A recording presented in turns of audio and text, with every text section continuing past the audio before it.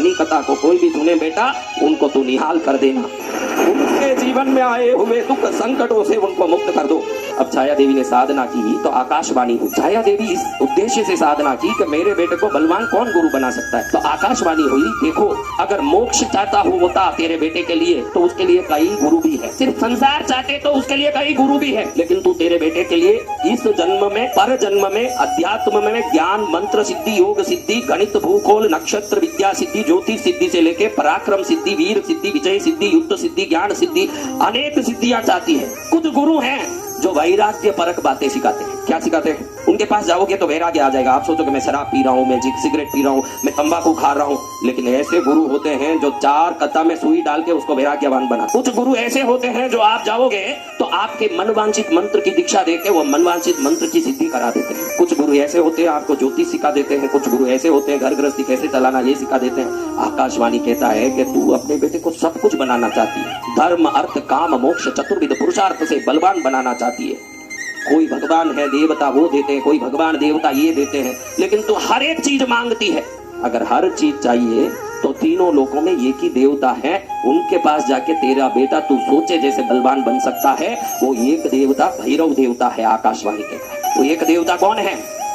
वो एक देवता भैरव देवता है। तू उनके पास अपने बच्चे को ले जा करके शिष्य बना ले, फिर देख तेरा मनोरथ कैसे पूर्ण होता है। ऐसे आकाशवाणी कहता है। ये सुनने के बाद छाया का रोम रोम खुश हो गए। आपका भी कोई काम होता दिखे, काम बाद में होगा 10 दिन बाद, लेकिन होता दिखे तो आप कितने खुश हो जाते हो। अरे मेरा काम हो रहा, महाराज काम हो रहा, तो ये भी काम हो रहा, बड़ी खुश हुई कि काम हो रहा है। इधर छाया देवी भैरव लोक में अपने पुत्र को लेके गई। देखती है सूर्य लोक में 12 आदित्य रहते हैं, 12 सूर्य रहते हैं सूर्य लोक में। वो इतना बड़ा है कि करोड़ों योजन बड़ा है। ये सोच के गई अरे भैरव देव है क्या है, जाके देखो। जब वो जाके देखे तो पता चला कि सूर्य लोक भैरव लोक के करोड़ में 1 भाग भी नहीं है, इतना बड़ा भैरव लोक है। 8 करोड़ काली, 12 करोड़ रुद्र, 12 करोड़ चामुंडी और 12 करोड़ 64 योगिनियों का समूह उधर सेवा में लगा हुआ है। और भैरव लोक के अलग अलग परिधियों को देख करके घबरा गई कि भाई ऐसे भैरव लोक में 128 करोड़ समूह के, 128 करोड़ नहीं बोल रहा हूं, 128 करोड़ समूहों में क्षेत्रपाल 128 करोड़ दिशाओं में खड़े होकर के भैरव लोक में सेवा कर रहे हैं। इसको देख करके छाया दंग रह गई कि मेरा क्या सूर्य लोक है ना, मेरा क्या ये दुनिया है। ये देखो ये भैरव नाथ। उधर ही उसको आदर सत्कार के साथ भैरव के प्रति श्रद्धा उत्पन्न हुआ। सब एक एक परिधि को पार करके पहले परिधि में क्षेत्रपालों से आवेदन निवेदन करके उनसे आज्ञा लेके, दूसरे परिधि में वेताल भूत प्रेत आदियों से निवेदन करके आज्ञा लेके, तीसरे परिधि में योगिनियों से आशीर्वाद लेके 64 योगिनियों में एक एक योगिनी 134 करोड़ योगिनियों के साथ खड़ी हुई है और अलग अलग समूहों में खड़ी हुई है और खड़ी होकर के वहां पहरा दे रही है। यक्षिणियां हैं, किन्नर है, यक्ष है, गंधर्व है, अप्सरा है, भूत है, प्रेत है, बेताल है, पिचाच है, हर एक 100 करोड़ का समूह लेके खड़े हुए। उस लोक में अंदर जाएं तो स्वर्ण सिंहासन पर महाभैरवी माता को गोद में धारण करके स्वर्ण समान आभा वाले, विशाल रूप वाले, स्वर्ण मुकुट में रत्न धारण करने वाले, मंद स्मित करने वाले, हाथ उठाने मात्र से लोगों के अंदर समृद्धि और सुख भरने वाले, जिनके चरण के दर्शन करने के लिए नारद तुमरू आदि सदा वीणा बजाते रहे, ऐसे दिव्य आभा महिमा वाले, विभिन्न प्रकार की शक्तियों से दुनिया में सेवा पाने वाले, 7 लोकों की रक्षा करने वाले, शरीर के हर अंगों को अधिपति बनाने वाले, 12 राशियों के 27 नक्षत्रों के स्वामी, नवग्रहों को चलित करने वाले, 10 दिकों का राज करने वाले, 7 लोकों पर अपना राज्य आधिपत्य करने वाले श्री महाभैरव देव के दर्शन करती है छाया। उनको वंदन करके कहती है कि महाराज, मुंह खोलने में डर लग रहा है कि क्या बोलो इनके महिमा के सामने। आप बोलोगे क्या मोदी के पास जाके कि हमारी गली का लाइट नहीं जल रहा, थोड़ा ठीक कर दो महाराज। हाँ, तो उधर जाके हाथ जोड़ के खड़ी है, हाथ जोड़ वंदन कर। उधर छाया कहती है प्रभु मेरे बच्चे को शिष्य रूप में स्वीकार करो। आवाज नहीं निकल रहा है क्योंकि इतनी बड़ी शक्ति मेरे सूर्य लोग इनके कोने में घुस जाएं। जैसे आप समझो, आपको एक उदाहरण बताऊं, ये इतना बड़ा पंडाल है, इतना बड़ा एक भगोना बना दो, बड़ा पीतल का ये पंडाल जितना, उसमें दूध भर दो, कितना होगा महाराज? उसमें एक राई डाल दो, अब वो राई कितना होगा महाराज? तो उस दूध में दिखने वाले राई की तरह छाया को सूर्य लोक दिख रहा है भैरव लोक के समक्ष। भैरव लोक के समक्ष सूर्य लोक इस बड़े भगोने में पड़े हुए राई की तरह दिख रहा है। ऐसी है उनकी कृपा। अब उनके सामने जाके बोले कि इसको शिष्य बना ले, बोलने में ही शर्म आवे कि इसको शिष्य बनाए। तो ये महापुरुष जिनके चरण में 138 करोड़ क्षेत्रपालों का समूह, 100 करोड़ देवों का समूह वहां जाके खड़ा करके सेवा करता हो, मेरे बेटे को क्या ये पर्सनली सब सिखाना करेंगे? उनको पकड़ के बैठा के सिखाएंगे? फिर भी हिम्मत लाके बोलती है आ ही गई हूँ। आप भी सोचते हो ना हम पहुंच ही गए तो थोड़ा ट्राई करें कि महाराज को कैसे ही पकड़े, थोड़ा आप ट्राई लगाते हो कि नहीं, फिर देखते हो कि एक तो तना हुआ आदमी है, फिर छोड़ देते हो, जाने दो राम जाने। तो वैसा ही वो भी थोड़ा देखती है, ट्राई करो। लेकिन हम जैसे नहीं है भैरू जी, मेरे जैसे नहीं है, मैं तो अक्कड़ पकड़ वाला, क्योंकि मनुष्य हूँ, वो देवता है, वो करुणा के दया के भंडार है। छाया को इशारा देख के ही समझ गए कि इस बच्चे को मेरे को सुपुर्द करने आई है। वो मुंह खोलने के पहले ही वो कहते हैं कि मैंने इसको शिष्य के रूप में स्वीकार कर लिया। छाया तू चिंता मत कर, तेरी इच्छा पूरी हो। दया करुणा के भंडार है, क्या है? तो भंडार ने कहा मैंने इसको स्वीकार कर लिया, तो चिंता मत कर, जा, जब ये पूरा पड़ जाएगा विद्याओं से मैं तुझे याद करूंगा तब आना। आंख में आंसू बहाते हुए छाया कहे प्रभु आपकी महिमा कहाँ, आपकी रूप, आपकी शक्ति, आपकी सिद्धि, आपका गुण, आपका वैभव कहाँ है वो, और कहाँ मेरा ये मंद बुद्धि काला बालक? आपने इसको स्वीकार कर लिया। आजकल तो दुकान में एक नौकर रखते हैं तो भी हे देव अपने दुकान के लायक ये नौकर है क्या देख के रखते हैं, उसको तो खाली उठा के देने का काम, उसमें भी उसकी क्वालिटी, रूप, लक्षण, पढ़ाई सब देखते हैं। आपने कुछ नहीं देखा और दया से आए हुए दीन की बात को स्वीकार कर लिया। धन्य है दयामय भैरवनाथ, आपको कोटि कोटि धन्य है, आप महापुरुष हो। छाया ने अपने बच्चे को भैरव के चरण में छोड़ा। भैरव ने 40 लाख वर्ष तक उस बच्चे को तैयार किया। भी मनुष्य आयु नहीं है, देव आयु में 40 लाख वर्ष। देव आयु का एक रात ही हमारा एक वर्ष है, एक दिन ही हमारा एक वर्ष है, तो समझो 40 लाख देव वर्ष कितना होता होगा।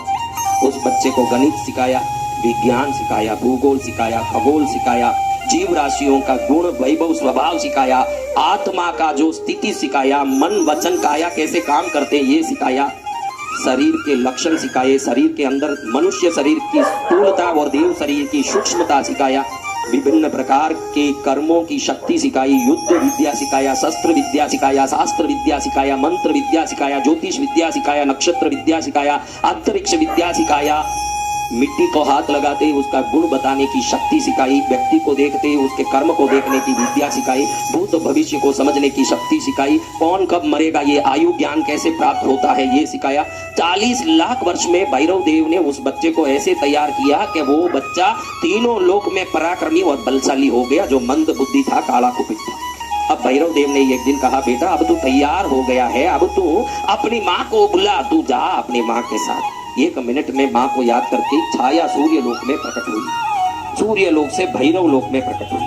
भैरव लोक में भैरव को वंदन किया। भैरव ने कहा तेरा बेटा तू जैसी सोची वैसे सूर, वीर, पराक्रमी, बलवान, गुणी, ज्ञानी, संस्कारी और विद्यावान सिद्ध बन गया है, अब तू इसको ले जा। तो बच्चे ने बोला कि गुरुदेव शास्त्र कहता है कि रोगी मंदिर में देवता, गुरु के पास कभी खाली नहीं जाना चाहिए।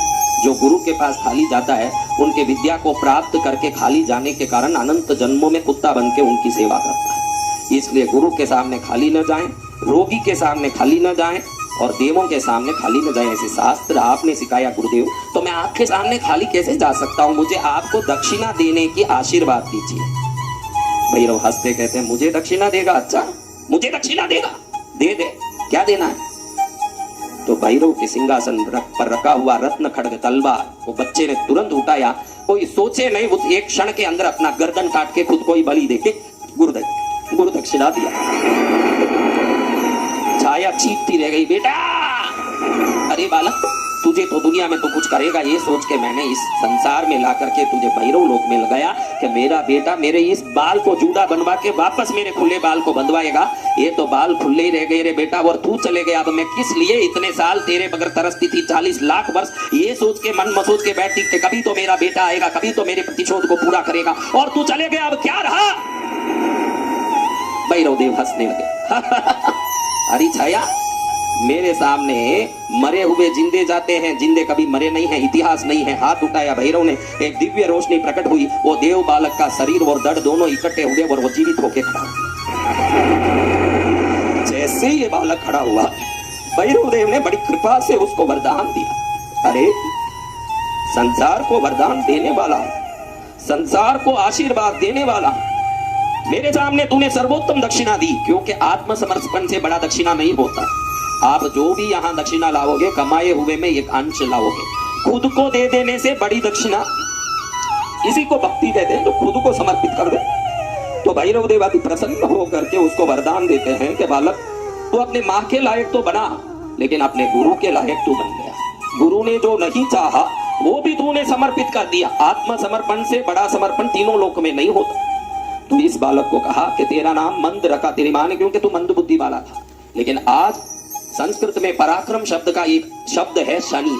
आज से मैं तेरा नाम शनि रखता हूं और मैं भैरव नव ग्रहों को चलाता हूं। अब तक 8 ग्रह ये अंतरिक्ष में चल रहे हैं, मैं तुझे 9वां ग्रह बनाता हूं। आज से तू ग्रह बन के लोगों के न्याय अन्याय का दंड देगा। तेरी माँ के मन में था कि मेरे बच्चे को देख के दुनिया डरे, स्वयं ब्रह्मा विष्णु डरे तेरे से। ये ताकत तेरे में होगा कि जिस दिन शनि दिख गया तो ब्रह्मा विष्णु भी भागेंगे कि शनि आ गया मुझे परेशान करे। तो तेरी ताकत को दुनिया देखेगी और दुनिया कहेगी कि भैरव की क्या ताकत है, जो शनि को भी ग्रहों में एक बना दिया, शनि को शक्तिशाली बनाया।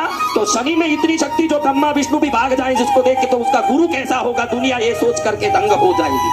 दुनिया में उसकी शक्ति का नाम का डंका बजेगा। बेटा आज से तू शनि नाम से नवग्रह का 9वां ग्रह बनेगा और तेरी शक्ति से दुनिया चलेगी। मेरे बच्चे आज से तेरी शक्ति से पूरी दुनिया मेरी पूजा करेगी।